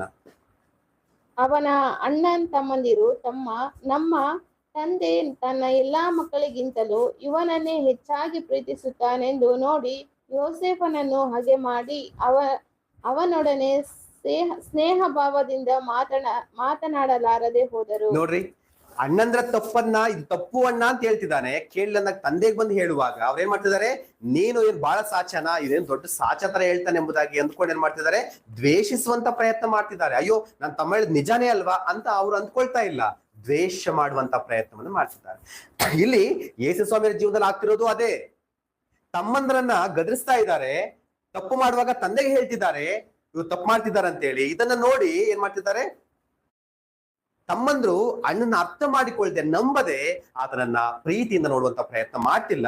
ಆತನ ಬಗ್ಗೆ ಒಳ್ಳೆ ಅಭಿಪ್ರಾಯ ಕೂಡ ಇಲ್ಲ. ಪ್ರಿಯರೇ, ಒಂದ್ಸಾರಿ ಏನಾಗುತ್ತಂದ್ರೆ, ಯೆರೂಸಲೇಮಿನಲ್ಲಿ ಪರ್ಣಶಾಲೆಗಳ ಹಬ್ಬ, ಜಾತ್ರೆ ನಡೀತಾ ಇರುತ್ತೆ. ಆ ಜಾತ್ರೆ ಬರುವಾಗ ಅವ್ರು ಏನಂತ ಹೇಳ್ತಾರೆ ಗೊತ್ತಾ, ಅಣ್ಣ ತಮ್ಮಂದ್ರು. ಹೊಸ ನೋಡೋಣ, ಯೋಹಾನನ ಬರೆದ ಸುವಾರ್ತೆ 7ನೇ ಅಧ್ಯಾಯ 7ನೇ ಅಧ್ಯಾಯಕ್ಕೆ ಬರೋಣ. ಅವ್ರು ಹೇಳುವಂತ ಮಾತು ನೋಡ್ರಿ ಏನ್ ಹೇಳ್ತಾರೆ ಅಂತ ಹೇಳಿ. 3ನೇ ವಚನ ಓದೋಣ. 3ನೇ ವಚನ 2 ಓದೋಣ. 2ನೇ ಓದ್ಕೊಂಡ್ಬರೋಣ. ಪರ್ಣಶಾಲೆಗಳ ಹಬ್ಬವೆಂಬ ಯಹೂದ್ಯರದೊಂದು ಜಾತ್ರೆಯು ಸಮೀಪವಾದಾಗ ಆತನ ತಮ್ಮಂದಿರು ಆತನಿಗೆ, ನೀನು ಮಾಡುವ ಕಾರ್ಯಗಳನ್ನು ನಿನ್ನ ಶಿಷ್ಯರು ಸಹ ನೋಡುವಂತೆ ಇಲ್ಲಿಂದ ಹೊರಟು ಯೂದಾಯಕ್ಕೆ ಹೋಗು. ಪ್ರಸಿದ್ಧಿಗೆ ಬರಬೇಕೆಂದಿರುವ ಯಾವನಾದರೂ ತಾನು ಮಾಡುವುದನ್ನು ಮರೆಯಲ್ಲಿ ಮಾಡುವುದಿಲ್ಲವಲ್ಲ. ನೀನು ಇಂಥ ಕಾರ್ಯಗಳನ್ನು ಮಾಡುವನಾದ್ದರಿಂದ ಲೋಕಕ್ಕೆ ತಿಳಿಪಡಿಸಿಕೋ ಎಂದು ಹೇಳಿದರು. ನೋಡ್ರಿ, ಇವ್ರು ಹೇಳ್ತಿದ್ದಾರೆ, ಅಣ್ಣ ನೀನು ಏನು ಹೆಸರು ಪಡ್ಕೊಳ್ಬೇಕು, ಫೇಮಸ್ ಆಗ್ಬೇಕು ಅಂದ್ಕೊಳ್ತಿದೀಯಲ್ಲ, ಫೇಮಸ್ ಆಗ್ಬೇಕಂತ ವ್ಯಕ್ತಿ ಯಾವತ್ತು ಮರೆಯಲಿರ್ತಾನ? ಇರಲ್ಲ. ಆತನು ಪಬ್ಲಿಕ್ಗೆ ಬರ್ತಾನೆ ಕೆಲಸಗಳನ್ನ ಮಾಡ್ಕೊಂಡು ಪ್ರಸಿದ್ಧಿ ಆಗ್ತಾನಲ್ಲ. ನೀನು ಹೋಗಿ ಯೆರೂಸಲೇಮಿಗೆ, ಅದಕ್ಕೇನೋ ನೀನು ಮನೆ ಮಾರಾಟ ಬಿಟ್ಟು ತಿರುಗಾಡ್ತಿದೀಯಾ, ನೀನು ಹೋಗು, ಅಲ್ಲಿಗೆ ಹೋಗಿ ಹೆಸರು ಮಾಡ್ಕೊ, ಹೋಗಿ ಶಿಷ್ಯರ ಜೊತೆಯಲ್ಲಿ ಎಂಬುದಾಗಿ ಎಂತ ಒಂದು ಅಸಡ್ಡ ಭಾವನೆ ಹೇಳ್ತಿದ್ದಾರೆ ನೋಡ್ರಿ. ಇಲ್ಲಿ ಇದು ಒಳ್ಳೆ ಭಾವನೆ ಹೇಳ್ತಿರುವ ಮಾತುಗಳಲ್ಲ. ಇದು ಅಣ್ಣನ ಬಗ್ಗೆ ಯಾವುದೇ ಒಂದು ಸ್ನೇಹ ಭಾವ, ಪ್ರೀತಿ ಯಾವುದು ಕಾಣಿಸ್ಕೊಳ್ತಾ ಇಲ್ಲ ಇಲ್ಲಿ. ಇನ್ನೊಂದು ವಚನ ನೋಡುವುದಾದ್ರೆ ಮಾರ್ಕನ ಬರೆದ ಸುವಾರ್ತೆ 3ನೇ ಅಧ್ಯಾಯ, ಮಾರ್ಕನ ಬರೆದ ಸುವಾರ್ತೆ 3ನೇ ಅಧ್ಯಾಯಕ್ಕೆ ಬರೋಣ. 20ನೇ ವಚನ ಓದೋಣ. 3:20. ಆತನು ಮನೆಯೊಳಗೆ ಬಂದಾಗ ಜನರು ತಿರುಗಿ ನೆರೆದದ್ದರಿಂದ ಊಟಕ್ಕೂ ಅವಕಾಶವಾಗಲಿಲ್ಲ. ಇದನ್ನು ಕೇಳಿ ಆತನ ಬಂಧುಗಳು ಅವನಿಗೆ ಹುಚ್ಚು ಹಿಡಿದದೆ ಎಂದು ಹೇಳಿ ಆತನನ್ನು ಹಿಡಿಯುವುದಕ್ಕೆ ಹೊರಟರು. ನೋಡ್ರಿ, ಯೇಸು ಸ್ವಾಮಿ ತನ್ನ ಮನೆಗೆ ಬರ್ತಿದ್ದಾರೆ. ಮನೆಗೆ ಬರುವಾಗ ಬಂಧುಗಳೆಲ್ಲ ಬಂದು ಏನ್ ಅಂದ್ಕೊಳ್ತಿದ್ದಾರೆ? ಇವನಿಗೆ ಹುಚ್ಚು ಹಿಡಿದಿದೆ ಎಂಬುದಾಗಿ ಅಂದ್ಕೊಳ್ತಿದ್ದಾರೆ. ಇವಾಗ ಮನೆಯವರು ಏನ್ ಅಂದ್ಕೊಳ್ತಿದ್ದಾರೆ? ಏನೋ ಅಡ್ಡಿ ಬಂದ್ರೆ ಇಲ್ಲಿ ಆದ್ರೆ ಅವರು ಅಂದ್ಕೊಳ್ತಿದ್ದಾರೆ ನಮ್ಮ ಅಣ್ಣ ಹುಚ್ಚು ಹಿಡಿದು ಬಿಟ್ಟಿದೆ, ಅದಕ್ಕೆ ಈ ತರ ಜನಗಳು ಹಿಂದೆ ಹಾಕೊಂಡು ಓಡಾಡ್ತಿದ್ದಾನೆ ಎಂಬುದಾಗಿ ಅವರು ಕೂಡ ಅಂದ್ಕೊಳ್ಳಿಕ್ಕೆ ಸ್ಟಾರ್ಟ್ ಮಾಡಿದ್ರು. ಅಂದ್ರೆ ಇದೆಲ್ಲ ನೋಡುವಾಗ ನಮ್ಗೆ ಏನಾಗ್ತಾ ಆಗುತ್ತೆ ಅಂತ ಹೇಳಿದ್ರೆ, ಯೇಸು ಸ್ವಾಮಿ ಅವರು ತನ್ನ ಮನೆಯಲ್ಲಿ ವಾಸ ಮಾಡುವಾಗ ಅಣ್ಣ ತಮ್ಮಂದಿರ ಒಂದು ಪ್ರೀತಿ ಸಿಗ್ತಾ ಖಂಡಿತ ಇಲ್ಲ ಪ್ರಿಯರೇ. ಯಾಕಂದ್ರೆ ಲೋಕ ಹೇಗಿದೆ ಗೊತ್ತಾ ಪ್ರಿಯರೇ? ನ್ಯಾಯಯುತವಾಗಿ ಒಬ್ಬ ವ್ಯಕ್ತಿ ಜೀವಿಸುವಾಗ, ಬೇರೆ ಲೋಕವೆಲ್ಲವೂ ಪಾಪದಲ್ಲಿ ಹೋಗುವಾಗ ಒಬ್ಬ ವ್ಯಕ್ತಿ ನೀತಿಯಲ್ಲಿ ಜೀವಿಸುವಾಗ, ಆ ನೀತಿಯಲ್ಲಿ ಜೀವಿಸುವಂತ ವ್ಯಕ್ತಿನ ಯಾವತ್ತಿಗೂ ಕೂಡ ಲೋಕ ಇಷ್ಟಪಡಲ್ಲ. ಯಾಕಂದ್ರೆ ಲೋಕ ದೇವರು ತಿಳ್ಕೊಂಡಿಲ್ಲ, ದೇವರ ಮಾರ್ಗದಲ್ಲಿ ನಡೀತಾ ಇಲ್ಲ. ಹಾಗಾಗಿ ದೇವರ ಮಾರ್ಗದಲ್ಲಿ ಯಾರು ನಡೀತಾರೋ ಅವ್ರನ್ನ ಲೋಕ ದ್ವೇಷ ಮಾಡುತ್ತೆ. ಲೋಕ ದ್ವೇಷ ಮಾಡುತ್ತೆ ಪ್ರಿಯರೇ. 1 ಯೋಹಾನ ಪತ್ರಿಕೆ 3ನೇ ಅಧ್ಯಾಯ 1ನೇ ವಚನ ಓದೋಣ. 1 ಯೋಹಾನ ಪತ್ರಿಕೆ 3ನೇ ಅಧ್ಯಾಯ 1ನೇ ವಚನ. 3:1. ದೇವರ ಮಕ್ಕಳೆಂಬ ಹೆಸರನ್ನು ನಮಗೆ ಕೊಡುವುದರಲ್ಲಿ ತಂದೆಯು ಎಂಥ ಪ್ರೀತಿಯನ್ನು ನಮ್ಮ ಮೇಲೆ ಇಟ್ಟಿದ್ದಾನೆ ನೋಡಿರಿ. ನಾವು ಆತನ ಮಕ್ಕಳಾಗಿದ್ದೇವೆ. ಈ ಕಾರಣದಿಂದ ಲೋಕವು ನಮ್ಮನ್ನು ತಿಳಿದುಕೊಳ್ಳುವುದಿಲ್ಲ, ಅದು ಆತನನ್ನು ತಿಳಿದುಕೊಳ್ಳಲಿಲ್ಲವಲ್ಲ ಪ್ರಿಯರೇ. ನೋಡ್ರಿ, ಅಂದ್ರೆ ಯಾಕೆ ಒಂದು ದ್ವೇಷ ಮಾಡ್ತಿದೆ? ಇವತ್ತು ದೇವ್ರ ಮಕ್ಕಳನ್ನ ಯಾಕೆ ಲೋಕ ದ್ವೇಷ ಮಾಡ್ತಿದೆ ಅಂತ ಹೇಳಿದ್ರೆ, ಲೋಕ ದೇವ್ರನ್ನ ತಿಳ್ಕೊಂಡಿಲ್ಲ, ದೇವರ ಮಾರ್ಗದಲ್ಲಿ ನಡೀತಾ ಇಲ್ಲ, ನೀತಿಯ ಕಾರ್ಯಗಳು ಕಾಣಿಸ್ಕೊಳ್ತಾ ಇಲ್ಲ. ಅದಕ್ಕೆ ದೇವರ ಮಕ್ಕಳು ನೀತಿಯ ಮಾರ್ಗದಲ್ಲಿ ನಡೆಯುವಾಗ, ದೇವರ ಮಕ್ಕಳು ದೇವರಿಗೆ ಭಯಪಟ್ಟು ಒಳ್ಳೆ ಮಾರ್ಗದಲ್ಲಿ ಹೋಗುವಾಗ, ಪಾಪದಲ್ಲಿ ಇವತ್ತು ಲೋಕ ಇವತ್ತು ದೇವರ ಮಕ್ಕಳು ಏನ್ ಮಾಡ್ತಿದೆ? ದ್ವೇಷ ಮಾಡುವಂತ ಪ್ರಯತ್ನವನ್ನು ಮಾಡ್ತಿದೆ. ಅಂದ್ರೆ ಏನರ್ಥ ಆಗುತ್ತೆ ಅಂದ್ರೆ, ಯೇಸು ಸ್ವಾಮಿ ಅವರನ್ನ ತನ್ನ ಕುಟುಂಬ ಏನಾಗ್ತಿದೆ? ದ್ವೇಷ ಮಾಡುವಂತ ಪ್ರಯತ್ನ ಮಾಡ್ತಿದೆ. ಒಂದ್ಸಾರಿ ಯೇಸು ಸ್ವಾಮಿ ಏನ್ ಮಾಡ್ತಾರಂದ್ರೆ, ಮರಿಯಮ್ಮ ಏನ್ ಮಾಡ್ತಾರಂದ್ರೆ, ಮರಿಯಮ್ಮ ನಿಜವಾಗ್ಲು ಎಷ್ಟು ಒಳ್ಳೆಯ ಒಂದು ಸ್ಥಾನದಲ್ಲಿ, ಒಂದೇ ಒಂದು ಒಳ್ಳೆಯ ಒಂದು ಸ್ಥಿತಿ ಅವ್ರು ಇರ್ತಾರೆ ಅಂತ ಹೇಳಿದ್ರೆ, ಯೇಸುವಿನ ಕಂಡ್ರೆ ಬಹಳ ಪ್ರೀತಿ ಮರಿಯಮ್ಮನವರಿಗೆ. ಹಾಗಾಗಿ ಒಂದ್ಸಾರಿ ತನ್ನ ತಮ್ಮಂದ್ರ ಮಕ್ಕಳು ಕರ್ಕೊಂಡು ಬಾ ಅಣ್ಣ ನೋಡ್ಕೊಂಡ್ ಬರೋಣ ಅಂತ ಹೇಳಿ ಅಣ್ಣನ ಸೇವೆಯಲ್ಲಿ ಹೋದ್ರಲ್ವಾ, ಸೇವೆ ಹೊರಟೋಗಿದ್ದಾರೆ ಅವರು. ಅಣ್ಣನ ನೋಡ್ಲಿಕ್ಕೆ ಏನ್ ಮಾಡಿದ್ರು? ಕರ್ಕೊಂಡ್ ಬರ್ತಾರೆ. ನೋಡ್ಕೊಂಡ್ ಬರೋಣ ಬಾ ಎಂಬುದಾಗಿ ಮರಿಯಮ್ಮ ಏನ್ ಮಾಡ್ತಾರೆ? ತನ್ನ ಮಕ್ಕಳನ್ನ ಕರ್ಕೊಂಡು ಯೇಸುಸ್ವಾಮಿಯವರು ಇರುವಂತ ಸ್ಥಳಕ್ಕೆ ಬರ್ತಾರೆ. ಆಗ ಏನಾಗುತ್ತಂದ್ರೆ, ಯೇಸುಸ್ವಾಮಿ ಇರುವಂತ ಮನೆಯಲ್ಲಿ ಅನೇಕರು ಕೂಡ್ಕೊಂಡು ಯೇಸುಸ್ವಾಮಿಯವರ ಮಾತನ್ನು ಕೇಳ್ತಿರ್ತಾರೆ. ಆಗ ಒಳಗೆ ಬರ್ಲಿಕ್ಕೆ ಅವಕಾಶ ಆಗೋದಿಲ್ಲ. ಆಗ ಯಾರ ಕಡೆ ಹೇಳಿ ಕಳಿಸ್ತಾರೆ, ನಾವು ಬಂದಿದ್ದೀವಿ ಅಂತ ಹೇಳು ಯೇಸುಗೆ ಅಂತ. ಆಗ ಶಿಷ್ಯರು ಬಂದು ಯೇಸುಸ್ವಾಮಿಗೆ ಹೇಳ್ತಾರೆ, ಗುರುವೇ, ನಿಮ್ಮ ತಾಯಿ ನಿಮ್ಮ ತಮ್ಮಂದ್ರು ಬಂದಿದ್ದಾರೆ ಅಂತ. ಆಗ ಯೇಸಪ್ಪ ಏನ್ ಹೇಳ್ತಾರೆ ನೋಡೋಣ. ಲೂಕನ ಬರೆದ ಸುವಾರ್ತೆ 8ನೇ ಅಧ್ಯಾಯ, ಲೂಕ ಸುವಾರ್ತೆ 8ನೇ ಅಧ್ಯಾಯಕ್ಕೆ ಬರೋಣ.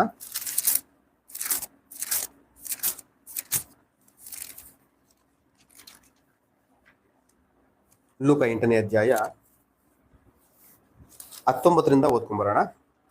ಆತನ ತಾಯಿಯು ತಮ್ಮಂದಿರು ಆತನಿದ್ದಲ್ಲಿಗೆ ಬಂದು ಜನರ ಗುಂಪಿನ ನಿಮಿತ್ತ ಆತನ ಬಳಿಗೆ ಸೇರಲಾರದೆ ಇದ್ದರು.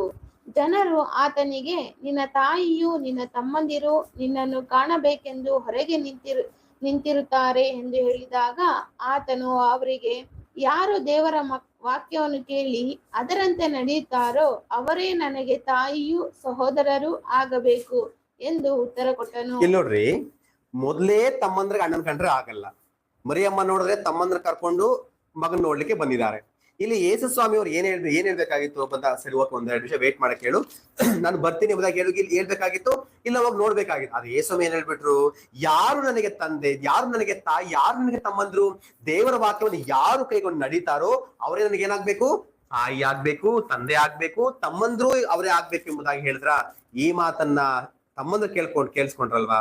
ಏನ್ ಹೇಳಿರ್ಬೋದು ಹೇಳ್ರಿ? ನೋಡಿದ್ರ, ನಾವು ಬೇಡ ಮನುಷ್ಯನ ಸವಾಸಕ್ಕೆ ಹೋಗೋದು ಬೇಡ, ಮನೆ ಬಿಟ್ಟು ಹೋಗೋದಲ್ಲ, ಹೋಗ್ಲಿ ಬಿಡು ಬೇಡ ಅಂತ ಹೇಳಿ ಅನ್ಕೊಳ್ತಿದ್ರೆ, ನೀನ್ ನೋಡಿದ್ರೆ ಅಣ್ಣನ ನಮ್ಮ ಮಗನ್ ನೋಡ್ಬೇಕಂತ ಕರ್ಕೊಂಡ್ ಬಂದಿದೆಯಲ್ಲ, ಹೋಗ್ಲಿ ಬಂದ್ವಲ್ವಾ? ನಮ್ಗೆ ಏನ್ ಮರ್ಯಾದೆ ಕೊಟ್ಟ ಈಗ? ಯಾರ್ ನನಗೆ ತಾಯಿ, ಯಾರ್ ನನಗೆ ತಮ್ಮ ಎಂಬುದಾಗಿ ನಮ್ಮನ್ನ ಅವಮಾನ ಪಡಿಸೋದ ಮಾತುಗಳು ಬೇರೆ ಹೇಳ್ತಿದಾರಲ್ಲ, ಇದು ಬೇಕಿತ್ತ ನಮ್ಗೆ ಅಂತೇಳಿ ಅಲ್ಲಿ ಕೂಡ ತಮ್ಮಂದ್ರೆ ಏನ್ ಮಾಡ್ತಿದ್ದಾರೆ? ಅದನ್ನ ಅರ್ಥ ಮಾಡಿಕೊಳ್ಳುವಂತ ಪ್ರಯತ್ನ ಮಾಡ್ತಾನೆ ಇಲ್ಲ.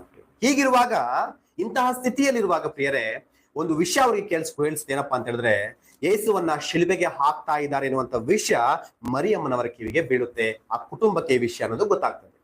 ಆಗ ಏನಾಗುತ್ತಂದ್ರೆ, ಯಾವಾಗ ಶಿಲುಬೆಗೆ ಹಾಕ್ತಿದ್ದಾರೆ ನನ್ನ ಮಗನನ್ನ ಅನ್ನುವಂತ ವಿಷಯ ಮರಿಯಮ್ಮನವರಿಗೆ ಗೊತ್ತಾಯ್ತು, ಆಗ ಮರಿಯಮ್ಮನವ್ರು ಸಿದ್ಧವಾಗ್ತಾರೆ, ನನ್ನ ಮಗನ ನೋಡ್ಲಿಕ್ಕೆ ನಾನು ಹೋಗ್ಬೇಕು. ಆತನು ಪ್ರಾಣವನ್ನ ಕೊಡ್ಲಿಕ್ಕೆ ಅದನ್ನ ಸಿದ್ಧವಾಗಿದ್ದಾಳೆ, ಪ್ರಾಣ ಹೋಗ್ತಿದೆ ಆತಂದು, ನಾನ್ ನನ್ನ ಮಗನ್ ನೋಡ್ಬೇಕು ಅಂತ ಏನ್ ಮಾಡ್ತಾರೆ, ಮರಿಯಮ್ಮನವರು ಶಿಲುಬೆಯ ಬಳಿಗೆ ಹೋಗ್ಲಿಕ್ಕೆ, ಕಲ್ವಾರಿಯ ಬಳಿಗೆ ಹೋಗ್ಲಿಕ್ಕೆ ಸಿದ್ಧವಾಗ್ತಾರೆ.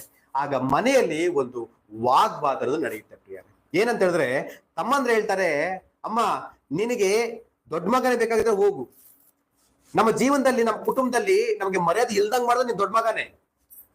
ಇವತ್ತು ರೋಮ ಸೈನಿಕರು ಏನ್ ಮಾಡ್ತಿದ್ದಾರೆ, ಅವ್ರು ತಪ್ಪು ಮಾಡಿದಾರೆ ಅಂತೇಳಿ ಶಿಲುಬೆಗೆ ಹಾಕ್ತಿದ್ದಾರೆ. ಇದು ನಮ್ಗೆ ದೊಡ್ಡ ಅವಮಾನ ಅಲ್ವಾ?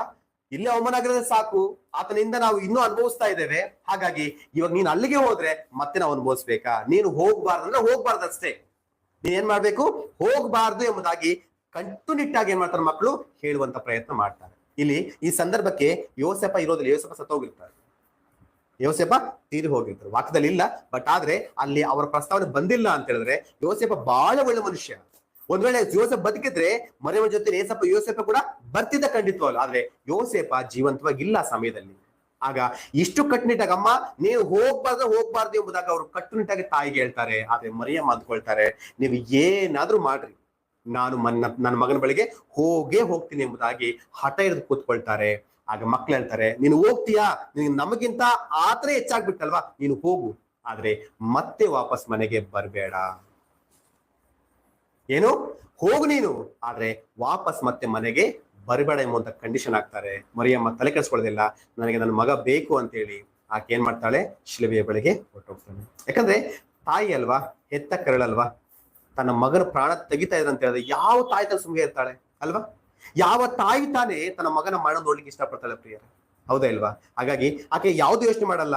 ಆಕೆಗೆ ಈಗ ಮನೆ ಇಲ್ಲ, ಮಕ್ಕಳು ಇಲ್ಲ, ಯೇಸು ಸ್ವಾಮಿ ಅವರು ಶಿಲುಬೆ ಪ್ರಾಣ ತೀರು ಹೋಗ್ತಿದ್ದಾರೆ, ಅವರು ಲೋಕ ಬಿಟ್ಟು ಹೋಗ್ತಿದ್ದಾರೆ. ಈಗ ಮರಿಯಮ್ಮನವ್ರಿಗೆ ಏನೂ ಇಲ್ಲ, ಯಾವ ಆಶ್ರಯವೂ ಇಲ್ಲ, ಯಾವ ಆಧಾರವೂ ಕೂಡ ಆಕೆಗಿಲ್ಲ. ಅಂತ ಸ್ಥಿತಿಯಲ್ಲಿ ಮಗನ ಮರಣದ ಅಂಚಿಗೆ ಬಂದಿರುವಂತ ಮಗನ ಬಳಿಗೆ ಬಂದು ಕಣ್ಣೀರ್ ಹಾಕ್ತಾ ಅಲ್ಲಿ ನಿಂತ್ಕೊಂಡಿರುವಂತ ಸ್ಥಿತಿಯಲ್ಲಿ ಮರಿಯಮ್ಮನವರು ಕಾಣಿಸ್ಕೊಳ್ತಾರೆ. ಇದನ್ನ ಯಾರು ಗ್ರಹಿಸಿದ್ರೆ, ದೇವರ ಸ್ವರೂಪದಲ್ಲಿ ಅಂದ್ರೆ ದೇವರ ಸ್ವಭಾವ ಹೊಂದಿರುವಂತ ಯೇಸು ಸ್ವಾಮಿಯವರು ಈ ವಿಷಯವನ್ನ ಗ್ರಹಿಸ್ತಾರೆ. ಗ್ರಹಿಸಿಯೇ ನನ್ನ ತಾಯಿಗೆ ನನಗೋಸ್ಕರವಾಗಿ ಎಲ್ಲವನ್ನು ತ್ಯಜಿಸಿ ಆಕೆ ನನ್ನ ಬಳಿಗೆ ಬಂದಿದ್ದಾಳಲ್ವಾ, ಈಕೆಗೆ ಒಂದು ಆಶ್ರಯವನ್ನು ಒದಗಿಸಿಕೊಡ್ಬೇಕು, ಈಕೆಗೆ ಒಂದು ಆಧಾರ ಬೇಕು, ನಾನು ಈ ಲೋಕವನ್ನು ಬಿಟ್ಟು ಹೋದ್ಮೇಲೆ ಈಕೆ ನೋಡ್ಕೊಳ್ಳೋ ಒಬ್ರು ಬೇಕಲ್ಲ ಎಂಬುದಾಗಿ ಆಲೋಚನೆ ಮಾಡಿದ ಯೇಸು ಸ್ವಾಮಿಯವರು ಆಕೆಯ ಜವಾಬ್ದಾರಿಯನ್ನ ತನ್ನ ಶಿಷ್ಯನಿಗೆ ಒಪ್ಪಿಸಿಕೊಡುವಂತ ಪ್ರಯತ್ನವನ್ನು ಮಾಡ್ತಿದ್ದಾರೆ. ಇಲ್ಲ ಅಂದ್ರೆ ಮಕ್ಕಳಿಗೆ ಮಕ್ಕಳಿದಾರಲ್ಲ ಸುಮ್ಮನಾಗದೆ ಯಾಕೆ ತನ್ನ ತಾಯಿಯ ಜವಾಬ್ದಾರಿಯನ್ನ ಯೋಹಾನಿಗೆ ಒಪ್ಪಿಸಿಕೊಡುವಂತ ಪ್ರಯತ್ನ ಮಾಡಿದ್ರು?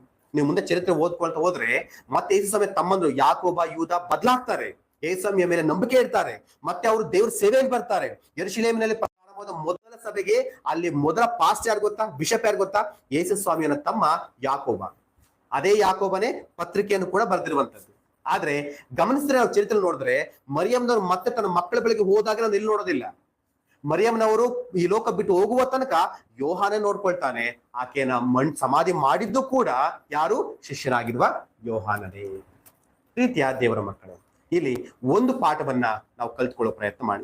ಈ ಒಂದು 3ನೇ ಮಾತಿನ ಮೂಲಕ ನಾನು 3 ವಿಷಯ ಮಾತಾಡ್ಬೇಕಂತ ಅಂದ್ಕೊಳ್ತಿದ್ದೇನೆ. ಇವತ್ತು 2 ವಿಷಯ ಮಾತ್ರ ಮಾತಾಡೋಣ, ಮುಗಿಸ್ಕೊಳ್ಳೋಣ. ದೇವ್ರ ಚಿತ್ತ ಆದ್ರೆ ಬರುವ ವಾರದಲ್ಲಿ ಆ 3ನೇ ವಿಷಯ ಕೂಡ, ಈ 3ನೇ ಮಾತಿನ 3ನೇ ವಿಷಯ ಕೂಡ ನಾವು ಧ್ಯಾನಿಸುವಂತ ಪ್ರಯತ್ನ ಮಾಡೋಣ. ಯಾಕಂದ್ರೆ ನಮ್ಗೆ ಸಮಯ ಸಾಕಾಗಲ್ಲ, ಇನ್ನು ನನಗೆ ಒಂದು 20 ನಿಮಿಷ ಬೇಕಾಗ್ತದೆ ಮಾತಾಡ್ಲಿಕ್ಕೆ, ಅದು ಮಾತಾಡ್ಲಿಕ್ಕೆ 1 ಮುಕ್ಕಾಲು ಗಂಟೆ ಬೇಕು. ಹಾಗಾಗಿ ತುಂಬಾ ಸಮಯ ಆಗ್ತದೆ, ನಾವು ನೆಕ್ಸ್ಟ್ ವೀಕ್ ಧ್ಯಾನ ಮಾಡೋ ಪ್ರಯತ್ನ ಮಾಡೋಣ. ಇಲ್ಲಿ ಯೇಸು ಸ್ವಾಮಿಯವರ ಬಳಿಗೆ ಮರಿಯಮ್ಮ ಹೇಗ್ ಬಂದಿದ್ದಾರೆ, ಎಲ್ಲವನ್ನು ಬಿಟ್ಟು ನನ್ನ ಮಗನ ನನಗೆ ಬೇಕು ಎಂಬುದಾಗಿ ಏನ್ ಮಾಡ್ತಾರೆ ಮರಿಯಮ್ಮನವರು ಯೇಸು ಸ್ವಾಮಿಯವರ ಬಳಿಗೆ ಬರುವಂತ ಪ್ರಯತ್ನ ಮಾಡಿದ್ದಾರೆ.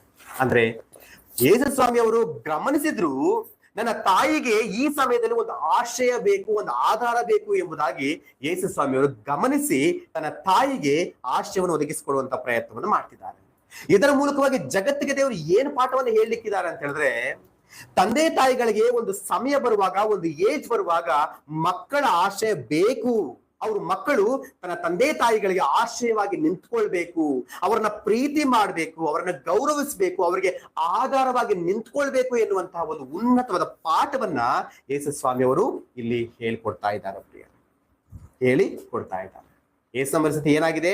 ಆತನು ಮರಣದಲ್ಲಿದ್ದಾನೆ, ರಕ್ತ ಸುರಿತಾ ಇದೆ, ತಲೆಗೆ ಮುಳ್ಳಿನ ಕಿರೀಟ ಇಟ್ಟಿದ್ದಾರೆ, ಕೈಕಾಲುಗಳ ಮೊಳೆಗಳಿಂದ ಹೊಡೆದಿದ್ದಾರೆ, ತನ್ನ ದೇಹವೆಲ್ಲವೂ ಕೂಡ ಶಕ್ತಿ ಇಲ್ಲದ ಹಾಗೆ ಹೋಗಿದೆ. ಆದ್ರೂ ಕೂಡ ತನ್ನ ತಾಯಿಯ ಬಗ್ಗೆ ಯೋಚನೆ ಮಾಡ್ತಿದ್ದಾರೆ. ನನ್ನ ತಾಯಿಗೆ ಈ ಸಮಯದಲ್ಲಿ ಒಂದು ಆಶ್ರಯ ಬೇಕು ಎಂಬುದಾಗಿ, ಒಂದು ಆಧಾರ ಬೇಕು ಎಂಬುದಾಗಿ ಯೇಸು ಸ್ವಾಮಿ ಅವರು ಯೋಚನೆ ಮಾಡ್ತಾ ಇದ್ದಾರೆ. ಪ್ರಿಯ ಯೇಸು ಸ್ವಾಮಿ ಅವರು ಈ ಒಂದು ಸ್ಥಿತಿಯಲ್ಲೂ ಕೂಡ ಒಂದು ದೊಡ್ಡ ಸಂದೇಶವನ್ನ ಜಗತ್ತಿಗೆ ಕೊಡುವಂತ ಪ್ರಯತ್ನವನ್ನು ಮಾಡ್ತಿದ್ದಾರೆ. ಯಾಕಂದ್ರೆ ಮಕ್ಕಳು, ದೇವರು ಎಷ್ಟು ಒಳ್ಳೆಯವ್ರು ನೋಡ್ರಿ ಪ್ರಿಯರೇ, ಎಷ್ಟು ಒಳ್ಳೆಯವನ್ ಅಂತ ಹೇಳಿದ್ರೆ, ನಮ್ಮನ್ನ ಅವರಿಗೆ ಕೊಟ್ಟು ಅವರ ಹೊಟ್ಟೆಯಲ್ಲಿ ನಾವು ಹುಟ್ಟುವ ಹಾಗೆ ಮಾಡಿ, ನಾವು ಚಿಕ್ಕ ಮಕ್ಕಳಾಗಿದ್ದು ದೊಡ್ಡವರು ಆಗುವ ತನಕ ಏನ್ ಮಾಡ್ತಾರೆ ಅಪ್ಪ ಅಮ್ಮ, ಎಷ್ಟು ಮುದ್ದಾಗಿ ಸಾಕ್ತಾರಲ್ವಾ.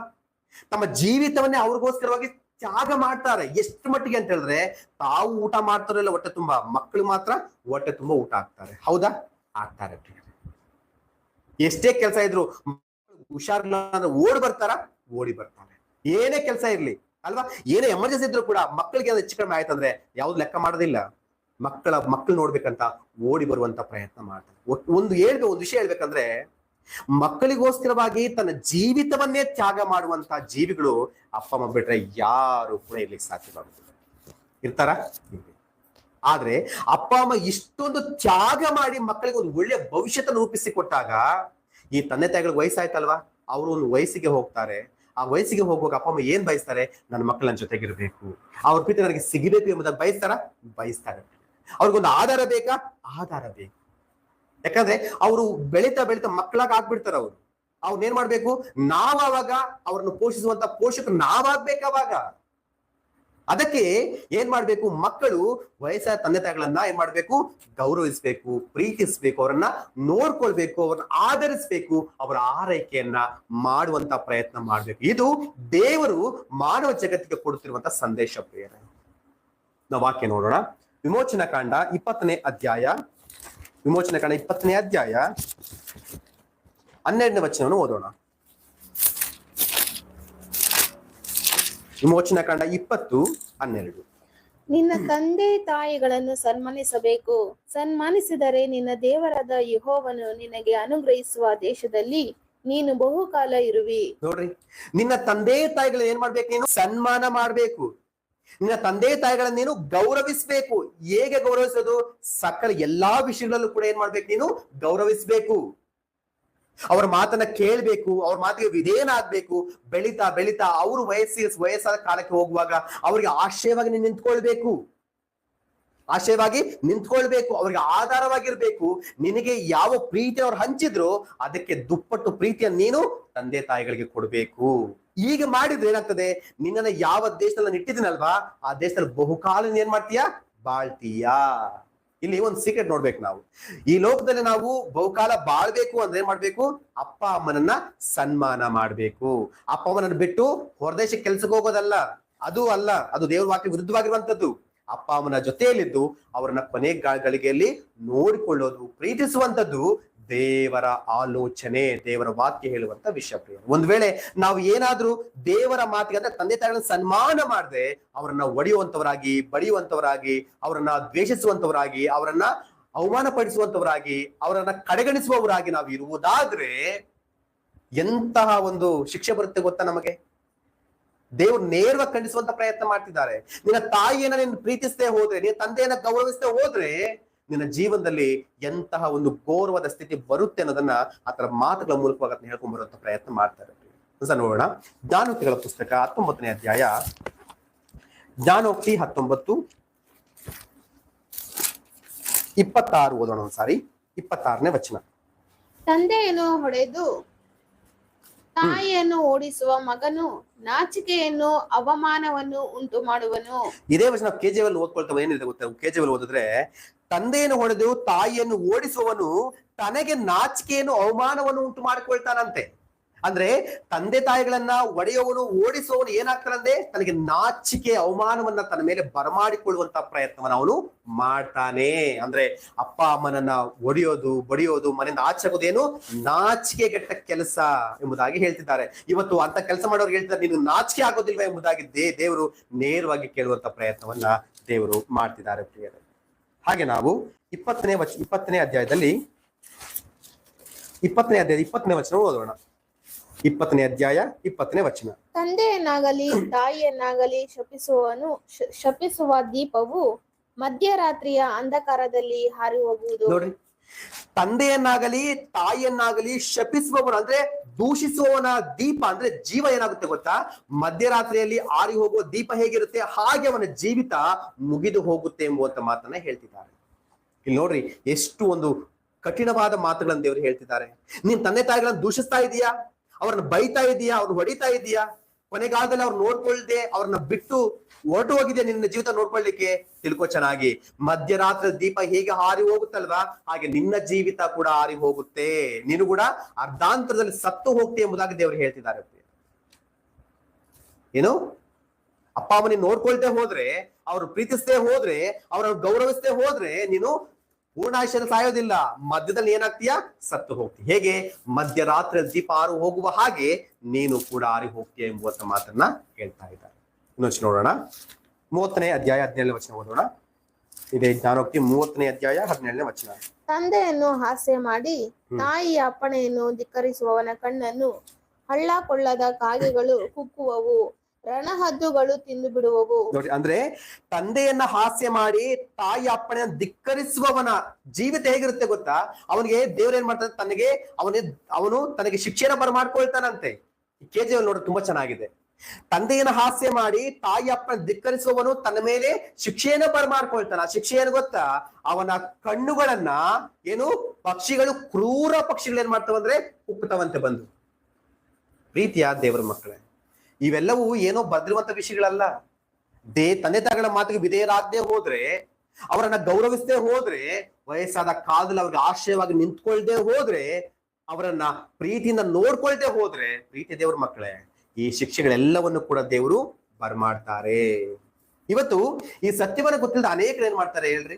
ಅಪ್ಪ ಅಮ್ಮನ ಕುಡಿದು ಬಂದು ಬಡಿಯೋದು ಮನೆಯಿಂದ ಆಚೆ ಹಾಕೊಂಡು ಕೆಲಸ ಮಾಡ್ತಿದ್ದಾರೆ. ಇವ್ರೆಲ್ಲರಿಗೂ ಅರ್ಥ ಮಾಡ್ಕೊಳ್ಬೇಕು, ದೇವರ ಕೋಪ ಭಯಂಕರವಾಗಿದೆ ಒಂದು ವಿಷಯವನ್ನ ಅರ್ಥ ಮಾಡ್ಕೊಳ್ಬೇಕು. ಕೆಲವರು ಚಿಕ್ಕ ವಯಸ್ಸಿಂದ ಚೆನ್ನಾಗಿ ಓದಿಸಿ ಬೆಳೆಸಿರ್ತಾರೆ. ಇವ್ರೇನ್ ಮಾಡ್ತಾರೆ? ಅಪ್ಪ ಅಮ್ಮನ ಬಿಟ್ಟು ಫಾರಿನ್ ಸೆಟ್ಲ್ ಆಗ್ತಾರೆ. ಅವ್ರ ಹೆಂಡತಿ ಮಗಳ ಜೊತೆ ಅಲ್ಲಿ ಚೆನ್ನಾಗಿ ಸೆಟ್ಲ್ ಆಗ್ತಾರೆ. ಇವ್ರ ಪರಿಸ್ಥಿತಿ ಏನು?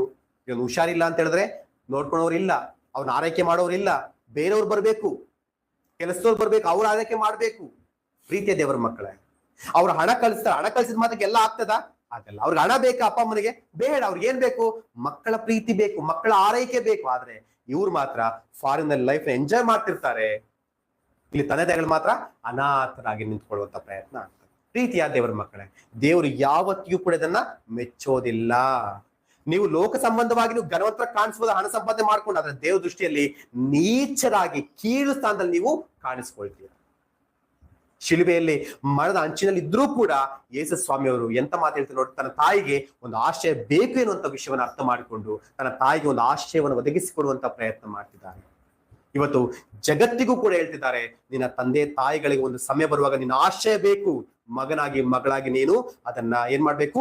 ಮಾಡದೆ ಹೋದ್ರೆ ನಿನ್ನ ಮೇಲೆ ನನ್ನ ಕೋಪ ಭಯಂಕರವಾಗಿರುತ್ತೆ ಎನ್ನುವಂತ ವಿಷಯವನ್ನ ಇಲ್ಲಿ ಯೇಸು ಸ್ವಾಮಿಯವರು ಹೇಳ್ತಾ ಇದ್ದಾರೆ. ಹಲ್ಲೆಲೂಯ, ದೇವರ ನಾಮಕ್ಕೆ ಸ್ತೋತ್ರವಾಗಲಿ. ಯೇಸು ಸ್ವಾಮಿಯವರ ಈ ಶಿಲುಬೆಯ 3ನೇ ಮಾತು ನಮ್ಗೆ ಹೇಳಿದೇನೆಂದ್ರೆ, ತಂದೆ ತಾಯಿಗಳನ್ನ ಏನ್ ಮಾಡ್ಬೇಕು? ನಾವು ಗೌರವಿಸ್ಬೇಕು, ಸನ್ಮಾನಿಸ್ಬೇಕು, ಅವರನ್ನ ನೋಡ್ಕೊಳ್ಬೇಕು.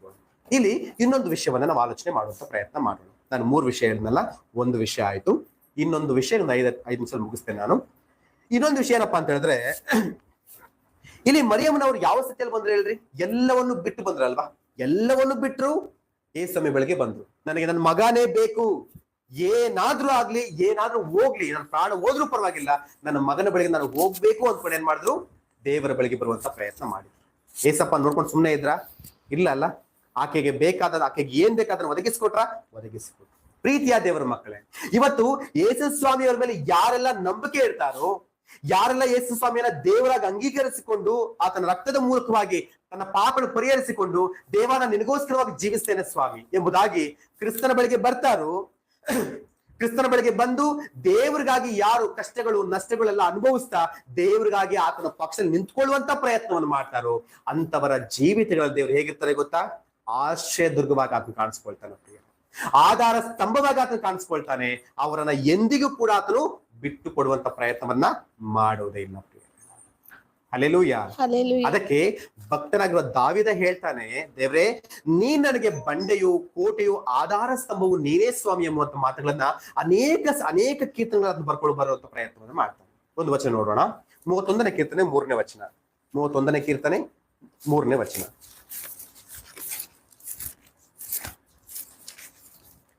31:3.